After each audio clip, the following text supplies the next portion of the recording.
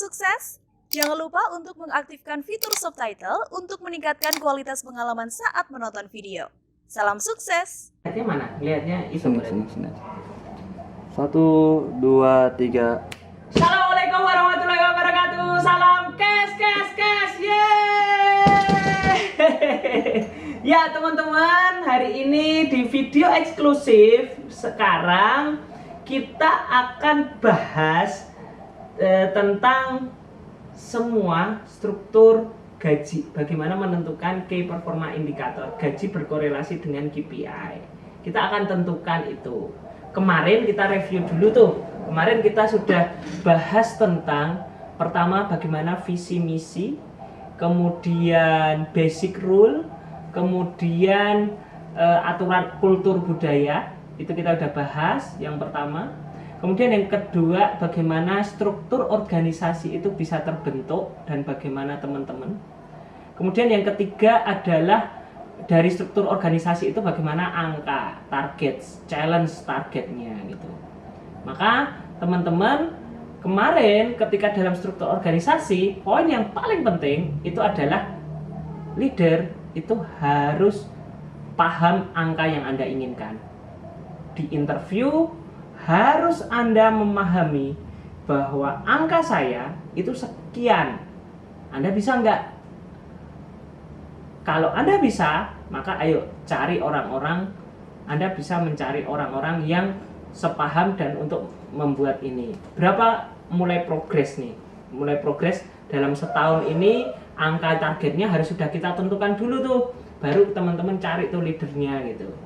Khusus ini video ini juga khusus untuk apotek Tabanan nih, apotek Tabanan, apotek Kusamba nih, apotek Kusamba ya, apotek Kusamba, Bu Yulia, ketika Bu Yulia ingin buka apotek baru, itu harusnya sudah ada struktur omsetnya, kemudian berani deal-dealan tos-tosan nih sama orang kepala outletnya yang Anda cari, itu angkaku segini nih, kamu bisa nyari enggak gitu. Nah, permasalahannya adalah owner itu enggak kesulitan nyari orang yang mau dengan angka kita.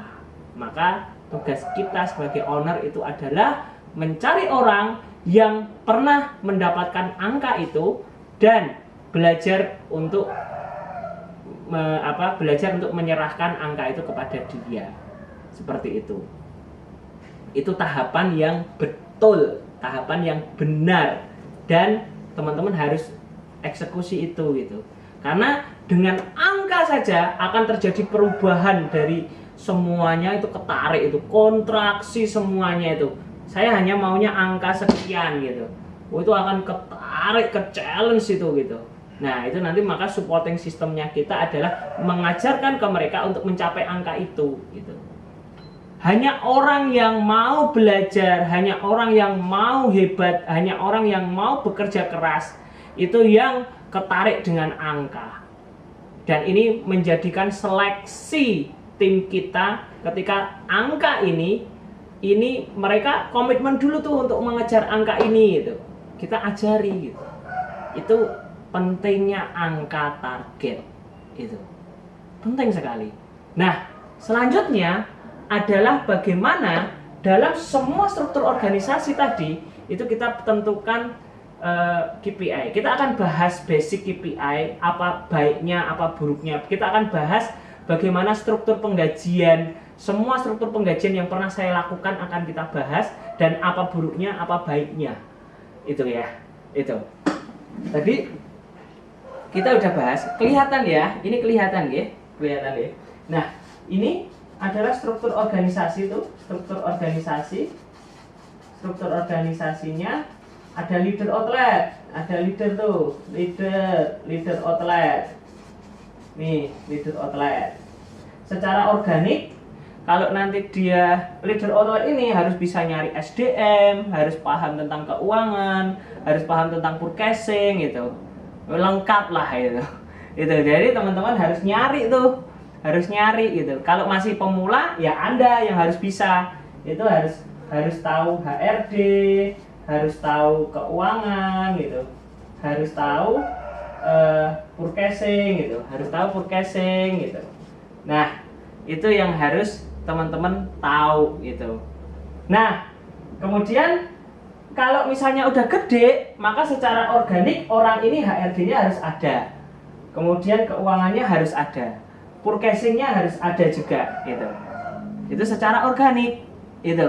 Nah, secara kemudian selanjutnya itu maka di sini leader ini membawahi ada dua gitu kan. Ada crew outlet gitu, crew outlet, crew outlet itu di sini ini juga membawahi adalah tim sales misalnya harus ada gitu ya, tim sales gitu. Nah, disinilah struktur organisasi, penentuan struktur gaji ini gitu. Saya akan bahas tentang bagaimana teman-teman ini menentukan gajinya. Saya akan mulai cerita dari berbagai macam penggajiannya dulu gitu ya. Nah, leader outlet ini teman-teman sebaiknya adalah apoteker itu, karena ini adalah apoteker pengelola apotek gitu ya. Itu. Nah, crew outlet ini nanti tenaga teknis kefarmasian atau APING, apoteker pendamping. Nah, ini nanti orang HRD ini bisa dimasukkan ke sini, orang purchasing bisa dimasukkan ke sini, orang keuangan bisa dimasukkan ke sini kalau masih apoteknya kecil. Gitu ya. Nah, nanti saya akan berikan contoh untuk yang apotek kecil seperti apa, untuk yang apotek gede seperti apa, tentang bagaimana struktur penggajiannya. Untuk yang sales ini kemarin udah kita bahas secara detail ya. Itu seperti itu. Nah, hari ini kita akan bahas tentang teman-teman semua bagaimana saya pernah melakukan penggajian.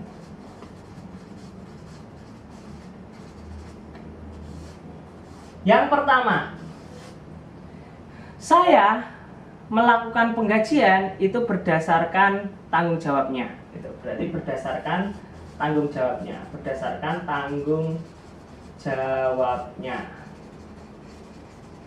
Kalau leader sekian juta. Kemudian kalau crew outlet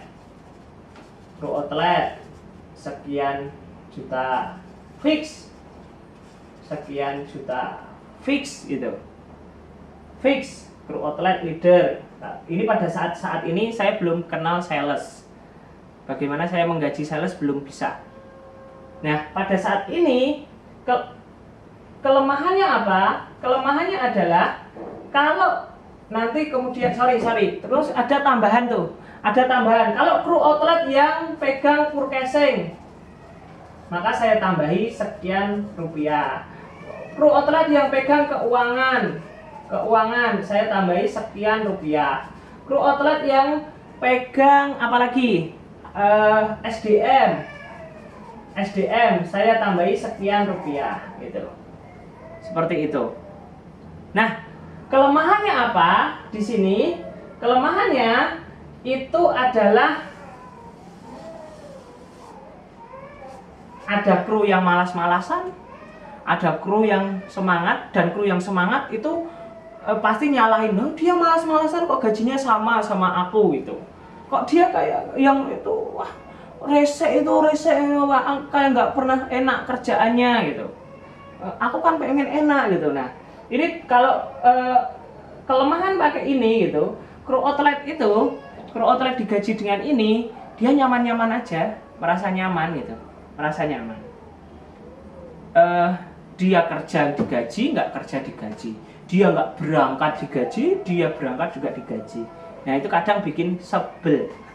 Nah, ini teman-teman, biasanya inilah yang teman-teman lakukan, ya kan? Kadang malah purchasing-nya Anda sendiri, keuangannya Anda sendiri, SDM-nya Anda sendiri, leadernya Anda sendiri, dan Anda tidak digaji. Dan Anda tidak digaji itu Anda sendiri gitu ya. Nah, yang kedua saya itu melakukan penggajian itu adalah berdasarkan jabatan. Jadi ada misalnya gaji pokok, kemudian jabatan, tunjangan jabatan, itu kemudian hadir on time. hadir on time dapat ya. Misalnya gaji pokok 1 juta gitu ya. Gaji pokok 1 juta. Tunjangan jabatan leader itu misalnya 700.000. Terus hadir on time itu per hadir dapat 5.000. Kalau dia tidak on time maka 26 dapat 130. Kalau dia on time terus dapat 130.000. Terus seragam dia ada pakai seragam itu digaji 2.500, misalnya dapat 26 gitu kan. Itu berarti misalnya berapa ini? 75.000 gitu. Terus apalagi poin-poinnya penting tremble ini pokoknya ya itu. Terus misalnya ini di total, ini total berapa gitu? Total berapa? Terus di sini misalnya ada pelanggaran gitu. Ada produktivitas individu.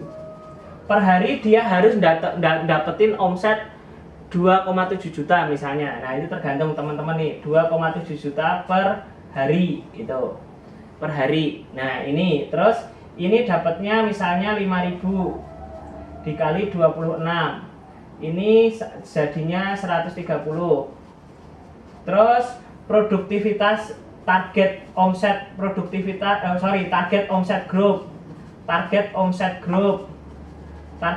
grup kalau per hari tercapai targetnya maka dia dapat 5.000 kali 26 itu 130 juga.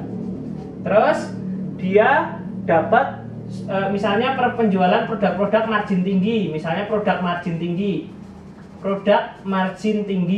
misalnya per produk margin tinggi dia dapat jualan 5.000 kali 26. Misalnya unlimited lah, ini berapa targetnya gitu, per produk berapa, misalnya dia dapat menjualkan 60 maka dapat 300 gitu.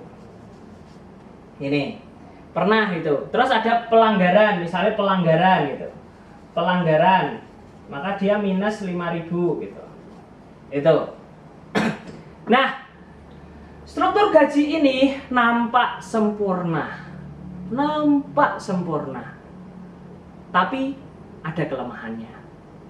Apa kelemahannya? Yang pertama, kalau karyawan teman-teman 90 ngitung kayak gini, modiar teman-teman. Mati teman-teman itu ya. Itu kelemahannya itu. Yang kedua adalah kalau target individunya dia tidak tercapai, kemudian target omsetnya juga selisih jauh, biasanya dia akan egois. Apa yang dikejar? Yang dikejar adalah jualan produk margin tinggi.